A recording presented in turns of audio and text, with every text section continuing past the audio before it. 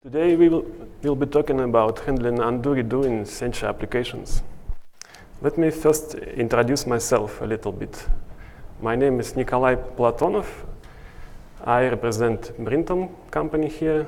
We are doing scheduling tools, tools for developers, and using XJS since version 2.0. I'm Samurai Jack on Sencha forums. Also, I'm creator of Juice 3 class system for JavaScript and co-creator of Siesta and Robo tools. Let's first talk about UndoRedo in general. So UndoRedo is definitely a very useful feature. When I type text in my editor, I use it all the time, and it's not only for text editing. It can be used in graphical editors, video editors, like all kind of editors for structured data. And we all seen on the keynote that we now live in the informational explosion world, and we need to provide users with tools to deal with that explosion efficiently, and UndoRedo is one of them. And it's now a standard feature for any serious application. But it's very rarely seen in Sencha applications, and I don't know why. I guess it's because it's considered as too complex to implement, and any requests for it are just rejected immediately without any considerations. But if you will start thinking about the implementation, it's definitely not the easiest feature. It's not the change in the panel title, but it's doable, and I hope by the end of this talk you will see that. So we all know, we all have the intuitive understanding what is UndoRedo, and let's try to define the task more formally. So UndoRedo is all about the application state. State is any data structure that describes the internal entities of some application. For example, let's try to define what will be a state of the graphical editor. It will definitely have some structure for shape, like on the right side of the slide, some structure for circle. And the state of the full application then can be just defined as an array of shapes. Then every user action will switch the application to a new state. For example, when user moves a circle on the screen, somewhere in memory, the data structure for that circle will be updated with a new central point. And when user adds a new shape, that array with shapes will be added a new entry. And normally it's a one-way flow. So application advances to a next state with every user action. And the task of UndoRedo is to make this flow bidirectional. So how do we approach that? The first naive approach would be just to save the full snapshot of the whole data set. And it's kind of simple. We just need to define two operations: serialize the full data snapshot and deserialize it.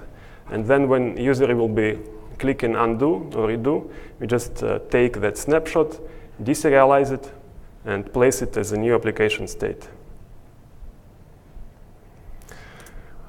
Of course, it's a very simple implementation, but performance will suffer because we will be scanning the full data set, and memory consumption will be very significant since every checkpoint will contain the whole data set.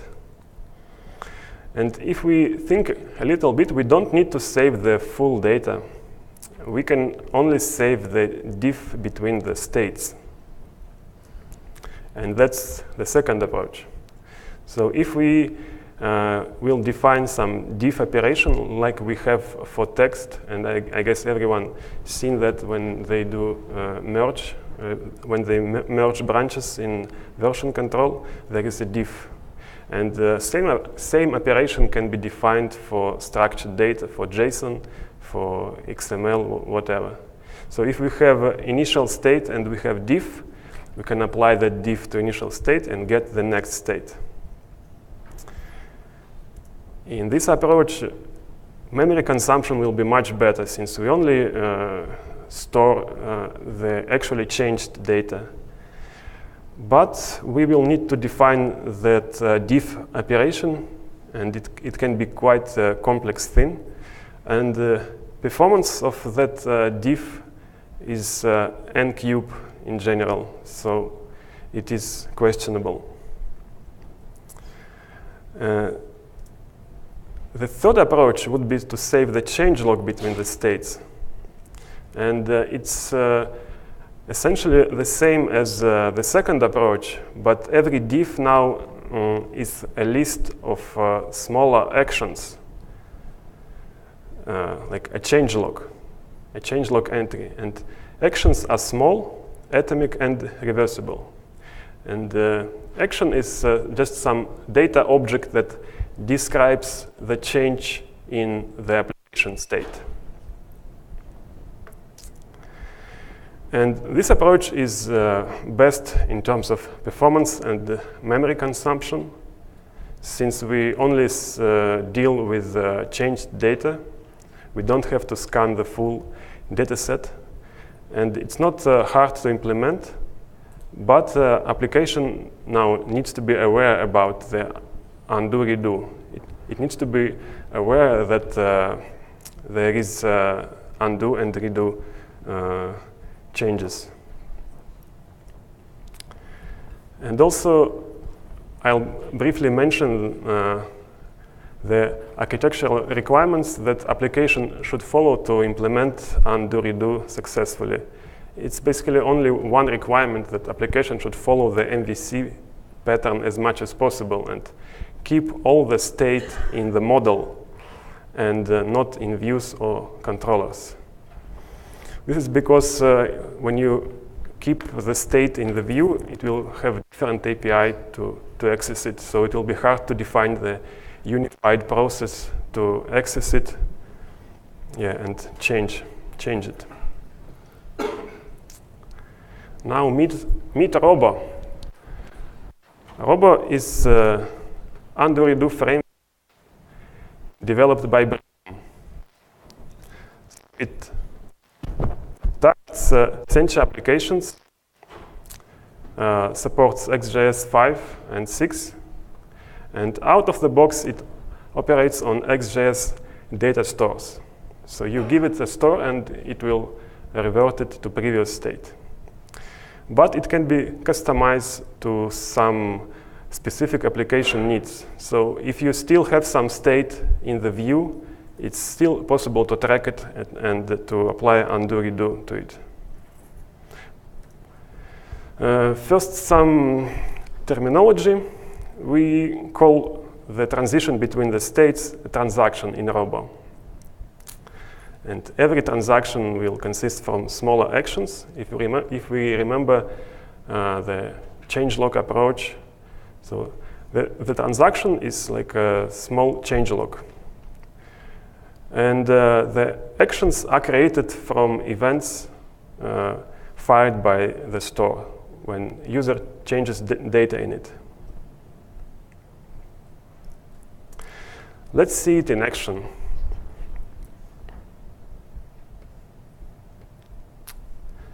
So here's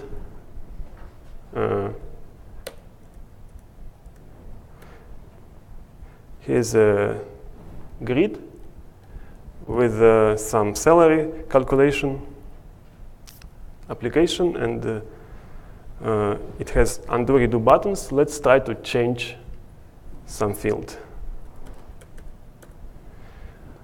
So we see the field has been updated, undo button activated, and on the right side we have panels for undo and redo queues.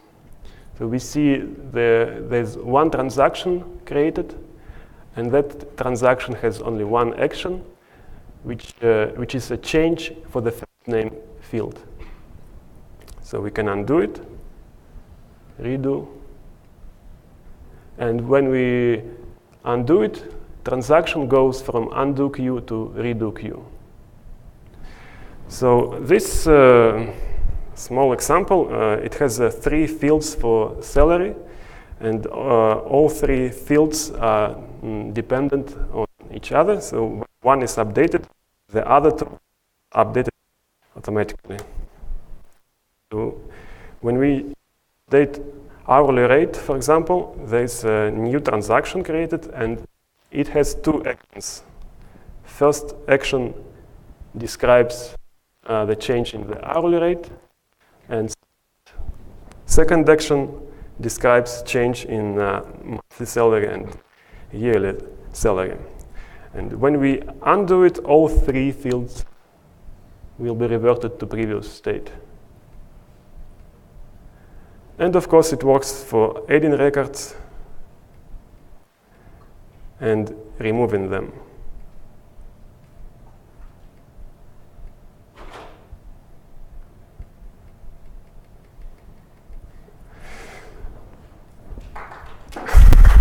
Thank you.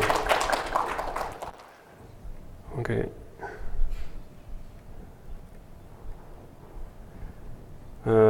Let's talk a little bit about transaction boundaries.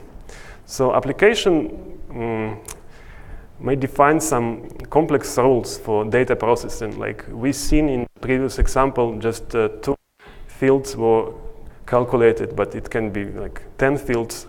It can be updates in some other store. So Robo is not aware about those processing rules, of course. And the developer needs to let it know when transaction starts and when it ends. So by default, transaction starts when there's any change in any store that Robo manages. And it finishes after some time. By default, it's 100 milliseconds. There is also like manual strategy for defining transaction boundary, where the application, where the developer needs to call the API method. Let's check what's action in Robo. So as we already seen, action is some class that describes a change in the application state. It should be small, reversible, and atomic. So here we have add action for the flat store. And it has properties for the store, which received new records, the records themselves, and position at which they have been inserted. And every action has undo and redo methods. So to undo the insertion, we remove the records from the store. So we just call the normal data package API method this.store remove and those records. And we want to redo the addition, we just insert those records again back to the store. And it will be the opposite for the remove action. If we want to undo the remove, we insert records back. If we want to redo the remove, we remove them again. So again, the whole idea is that this is a class. The instances of that class describes the changes in the state. And then we have a list of those actions, and that forms a transaction. And we just replay individual actions back and forward. Let's see how integration of Robo with Sencha application will look like. So it can be done in few simple steps. First is just to add the Robo data model mixin to the models that will be managed, that will participate in the UndoRedo feature. So it's just one line. Then we need to create a Robo manager instance and provide it with some stores. It can be done as a config, instantiated, or it can be done with API call. Then we start data monitoring with robo.start, and that's all. Then we can call robo.undo, robo-redo, and that reverts the state of the stores back and forward. Also, important question during integration is how we deal with dependent data. So we already seen that example where we were changing the hourly rate. So user initiates a change in the hourly rate, and application then updates some other fields. So the changes in monthly salary and yearly salary are triggered by application in the update event handler. So when a Robo will be performing UndoRedo, it will use a standard data package API. So the same events will be fired, same listeners triggered, and the application will, of course, react on those events. So it may like a storm of updates. For example, let's say we did this change, then we call Robo undo, and Robo starts reverting the transaction back. So it will first set the yearly salary field to the old value, then update event will be fired, and two other fields will be calculated. Then Robo will continue to the next field, monthly salary. So Robo replace revert the transaction in backward order. And again, application will recalculate two other fields. And finally, Robo will revert hourly rate, and application again calculates. So in this particular small example, it's okay. But if application defines some complex rules, of course, trying to update dependent fields in the middle of transaction, that will lead to inconsistent state. The solution is simple. Application just needs to be aware about the current data flow mode. So it can be a normal data flow when changes are caused by the user, by user action. And it can be UndoRedo data flow when changes are done by Robo. So Robo acts like a new user who just reverts the actions of a real user. So application just needs to skip the data propagation, data calculation in the UndoRedo mode. And technically, it means we need to add the Robo data.store mixin to the stores that will participate in UndoRedo. And in the update, in every place where we calculate the dependent data, we need to check the current data flow. So for that, we have isUndoing or redoing method. So if we are currently undoing or redoing, we just should not do anything, should not update the dependent data. That's probably the only time-consuming part when you integrate Robo with your application. You need to go through all those places and wrap them with the if check. But it's not. It's only one line. Then, of course, there is a dependent events problem. So if events on the store are suspended, then Robo can't record anything. It will not create transactions. And so some changes in the data stores will be lost, and that will lead to inconsistent UndoRedo state, UndoRedo queue state.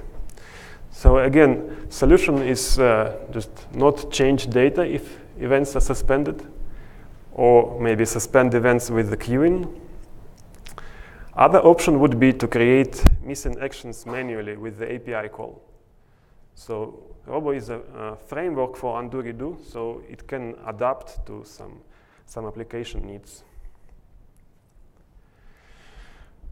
Robo comes with a few simple widgets.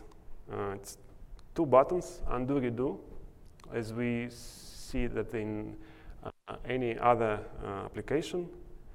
And those buttons have menus, and items in the menu corresponds to transactions. And the title of the menu item, it's called transaction title. Normally, it can be provided manually by the API call, or it will be get from the first changed model in the transaction. And if that model implements the get title method, then you can override the title and basically provide users with some good description what's going on, what is about to be redo it or undo it. So let's see the advanced Robo showcase. It's Bryntum X Gantt. It's a quite advanced tool. It has 5 stores, one of them 3 store. It has very complex processing rules, so changes in one store propagates to others. When you move a task to a different date, it will also reschedule the dependent tasks, for example. Or if you assign additional resources to a task, that will change a duration of that task, and again, dependent tasks will be rescheduled. But it works very well, but it required some customization. So you see here we instantiate a subclass of Robo Manager, which is specific to Gantt. Let's see it in action.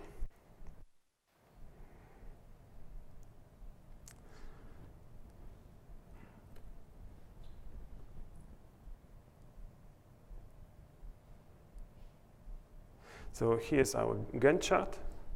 Let's move tasks around.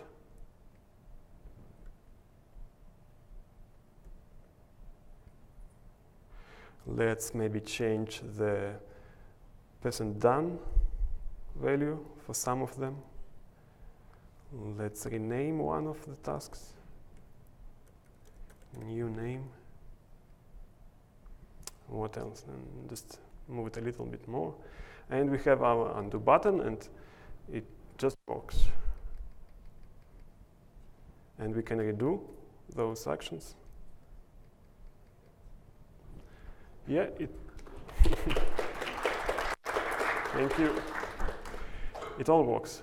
So you already see like 2 examples, 2 applications of Robo, but maybe you still don't believe me that it's easy to integrate your application with Robo. Maybe you think it's some Bryntum magic, Bryntum stuff.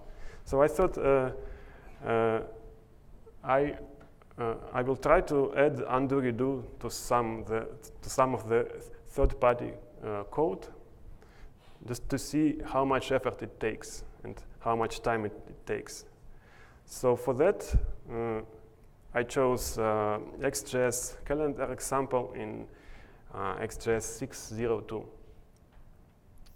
So we have a calendar, and we can move tasks around. We can rename them.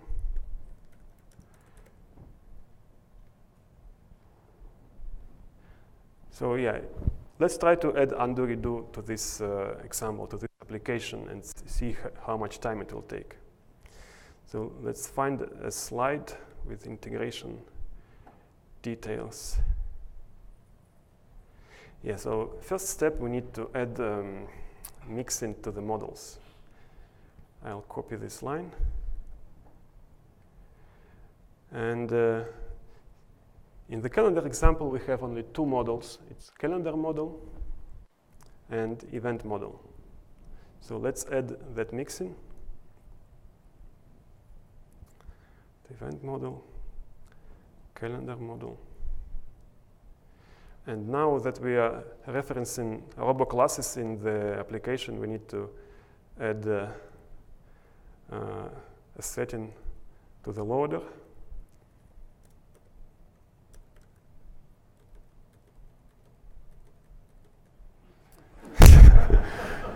It's 5 levels up, I remember.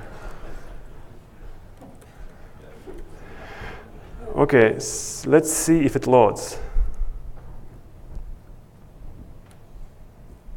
Let me open console just to... Okay, it loads, so we can continue. Second step is to create Robo Manager instance. Let's do that. And we create it right after we create stores. Here. So in this application, we have two stores, calendar store and event store.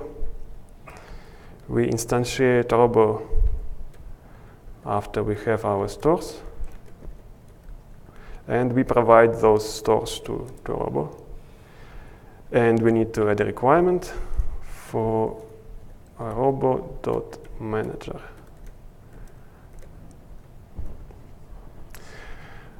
Okay, now next step will be to start data monitoring with robo.start.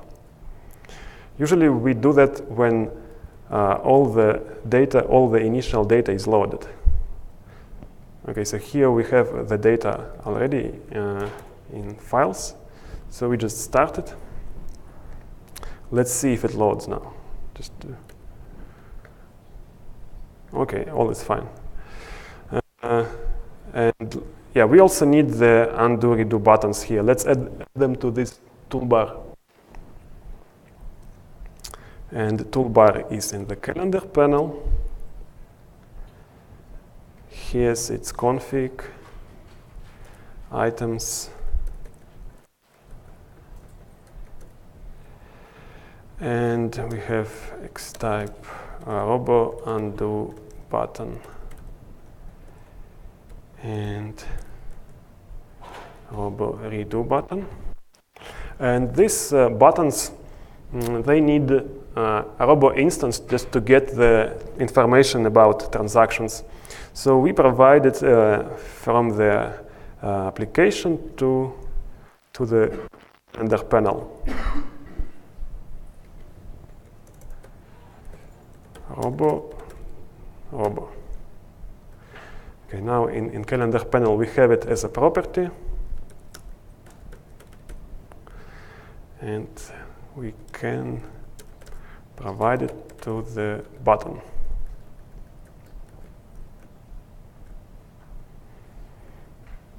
Okay, let's try to reload. Oops. Yeah, of course, we need to require the button classes. Here, Robo widget undo button.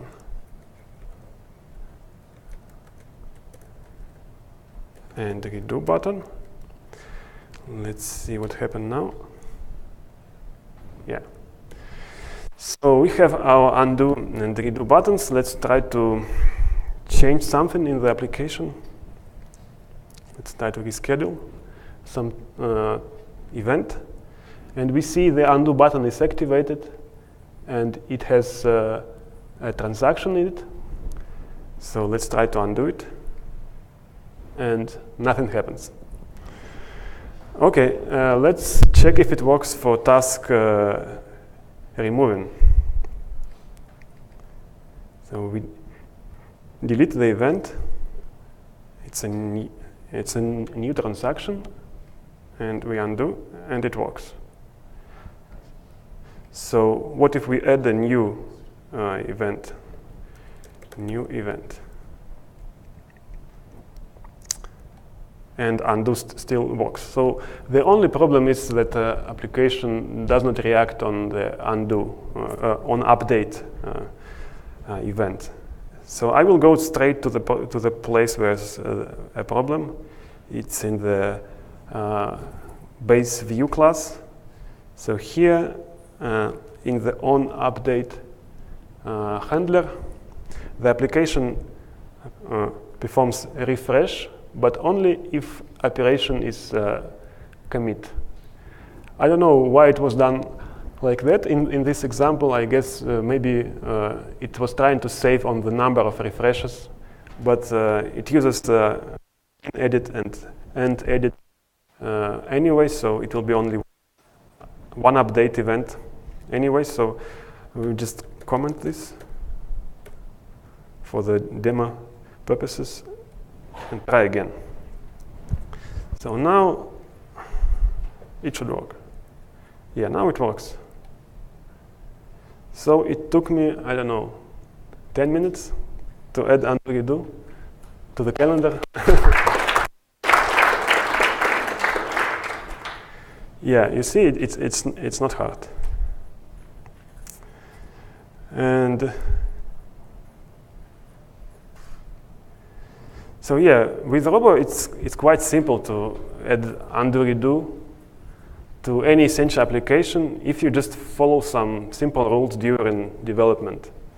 And there are already successful implementations. So next time you hear the request for UndoRedo, just don't reject it immediately, and just give it some consideration. And I hope you're now convinced in that. So you can learn more at our product page. You have a Getting Started guide, and if you have any questions, I'll be glad to answer. Yes, please? In your examples, there were only local scores. If you have a database on the back end and a REST API, yes. And we have a model with only 2 fields, but in the database there is a table with nearly 40 columns. Yeah, then. And then what happens if I delete a record? Yeah, that's. Of course, it's only on front end. So that's a more complex case. So if you want to undo that transaction, like in the backend, you will need to either do it on the backend side, or you need to provide those fields to front end. Then yeah, so front end will manage it. But it's more complex integration case. Yes, please. This means that you have to disable autosync and provide a save button. Not necessary. But yeah, if you will not disable it, it will just save all the intermediate steps in the backend. If you are unable to restore the state before the save, you have to reset the history of the UndoRedo at the point where the data was saved. And each time the user pushes the data to the backend, we restart a new backlog of the changes. Yeah, you can do that. You can do it in that way. After every save, you can start a new UndoRedo. Like you can clear the queues and start a new cycle. Yeah, that's just an API call on a Robo instance. Yes, please. So you said the extension is open source, right? No, it's our commercial product. Okay. But yeah, we have. You have to pay for that for the extension, right? Yes, it's a paid product. Yes, please. So with MVVM designs, does this work the same way? It's in the roadmap. Right now it's not, but we'll too, of course.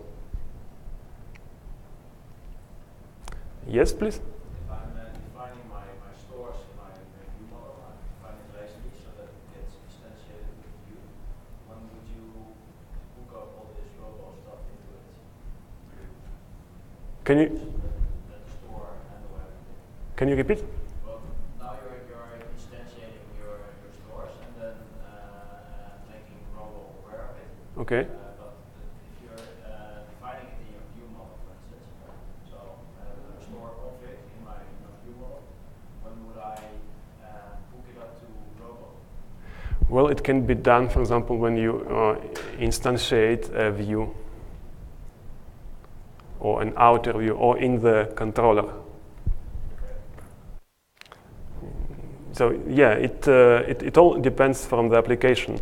Some applications are written that we have our stores. Like if we don't have our stores, we need to figure that out. But it's usually a matter of listening to some event or overriding some method.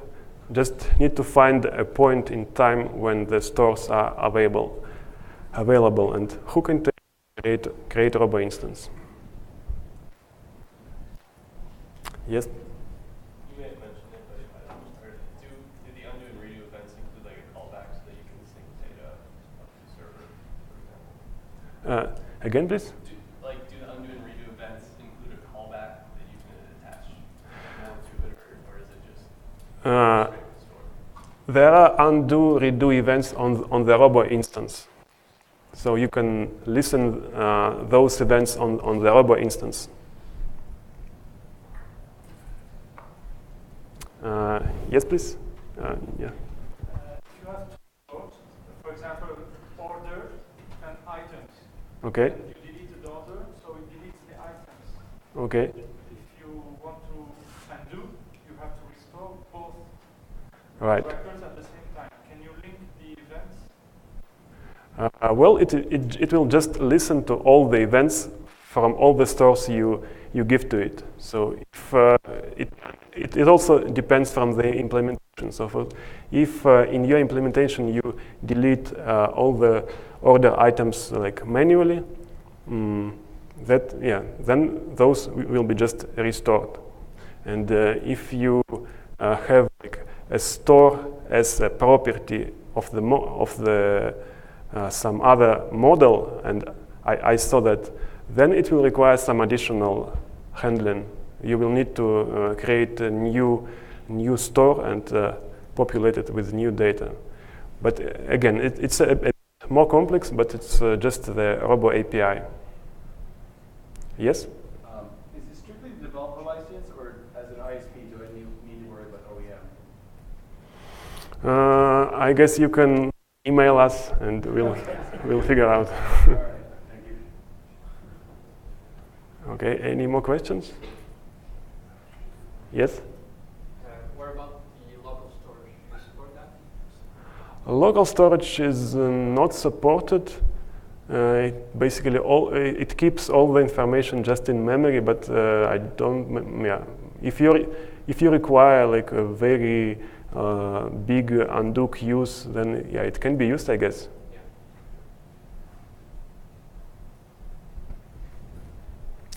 Okay. Thank you. Thanks for coming.